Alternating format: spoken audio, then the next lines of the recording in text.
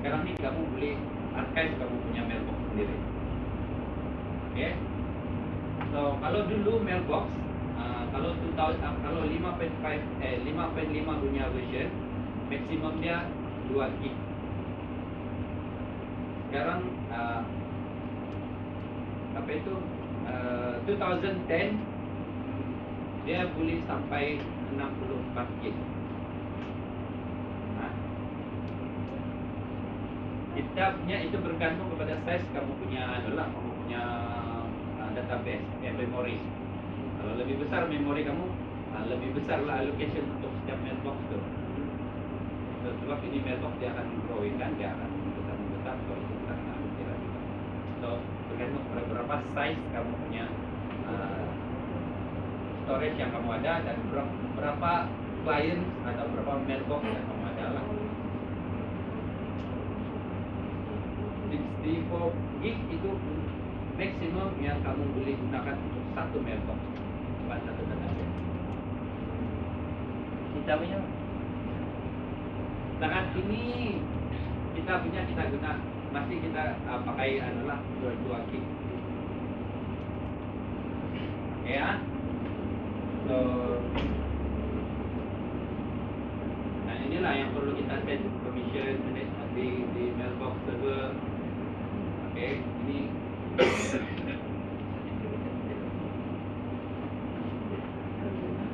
okay. Sekarang saya akan terangkan tentang apa yang kita sebagai end user, apa yang kita rasalah bila kita pakai Exchange 2010 ni. Okay, tapi mungkin bukan semua juga. Jadi macam yang unified messaging itu tidak ada kan. Okay, saya terangkan dahulu sini. Yang pertama, di dalam Exchange 2010 ni dia akan memudahkan kita untuk mengawal kita punya email, okay, archive dan juga macam mana yang mana perlu di-delete. Ini kita panggil sebagai simplified email triage lah. Okay, itu 3 proses: archive, backup, delete, archive sama mana yang perlu diberi perhatian oleh kita lah. Okay, itu email triage. Okay, dan salah satu lagi, kalau kita bandingkan yang Exchange dahulu, okay, sekarang dia ada conversation view lah.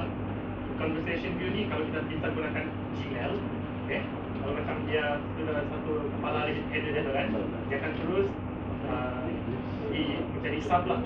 Okay, kalau di mana yang dulu punya satu lah gitu, okay, sekarang dia ada dia punya macam get follow lah. Okay, kita punya email. Dan juga kita punya upload dan access lebih enhance, okay. Mungkin kita perlu juga lah. Okay. Dan ini hanya memberi access to public folder yang di-generate setelah kita buat lah yang Exchange 2010 kalian macam previous yang kita baca lah. Okay. So kita juga ada instant messaging dalam OWA kita. Kita boleh macam mungkin kalau Yahoo dengan blog, kalau kita mau communicate dengan kita punya rakan gitu, kita boleh gunakan yang IM in OWA aja lah.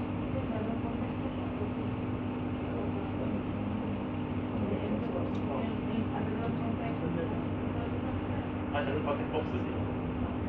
Yang kita ada dalam kita punya AD, dia communicate sama dari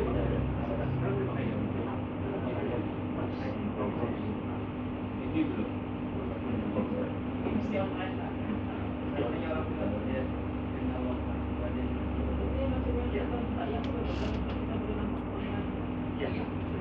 Kalau dia tidak ramai, dia terima. Dia boleh terima, dia akan kita akan dapat notification lah juga yang orang terima message tu.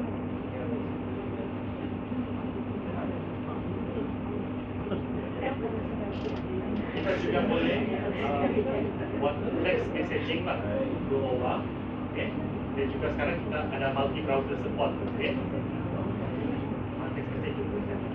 Tapi kita yang dengan adanya unified messaging, Kalau yang ada unified. okay.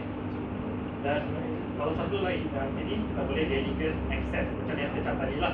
Okay, let's say kita ada distribution group kita, mungkin ini yang bahagian administration atau management. Okay, so yang satu lagi mungkin yang user biasa lah. So kita boleh control perjalanan email kita. Mungkin kalau macam dia tersend pada yang user biasa, kita akan diberi notification application yang kita melanggar peraturan lah. Okay, dengan adanya polisi yang itulah kita dedicate DO1. Okay. Dan satu lagi kita boleh buat calendar sharing, di mana sebelum ni masing-masing ada calendar sendiri saja kan. Kita tidak boleh masukkan macam kita pun macam seakan kita sudah set satu calendar. Dan at the same time mungkin kita pun terlibat dalam program tu kita sana je lah gitu. Okay, kita boleh buat sharing of calendars lah.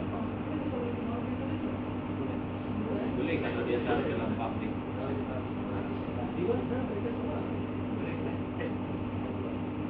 Boleh dari luar boleh. Ya boleh.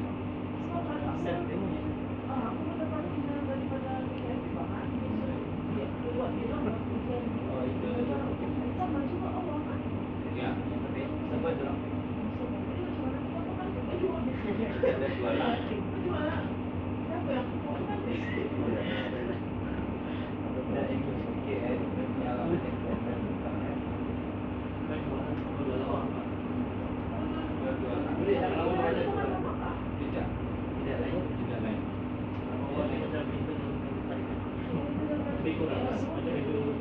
Yang kita punya exchange dengan dalaman kita punya sejak.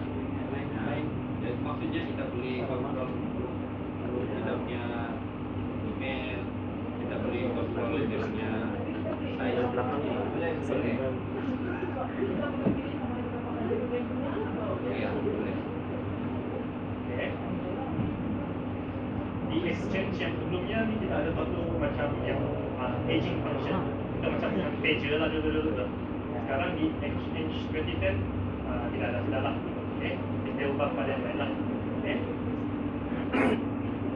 Dan yang macam ni yang kita tadi tu, okay, di mana kita boleh manage inbox order kita sebagai pengguna sistem atau aplikasi ini.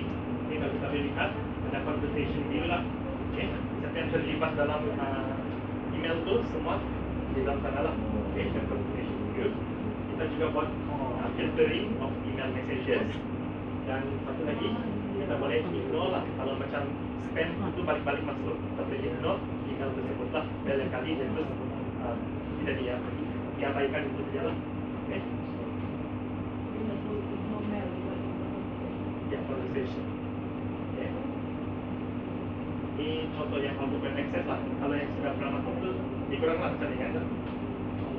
Ya, over. Okay. So yang ini ada.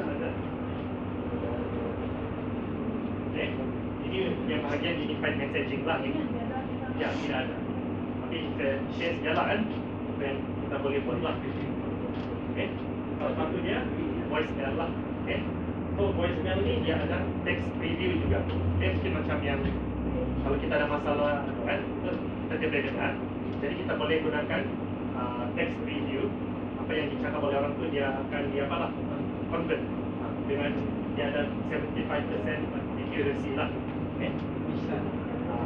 Dia boleh support full language. Ada. Ya. Jadi sudah ada. Arab dia kan.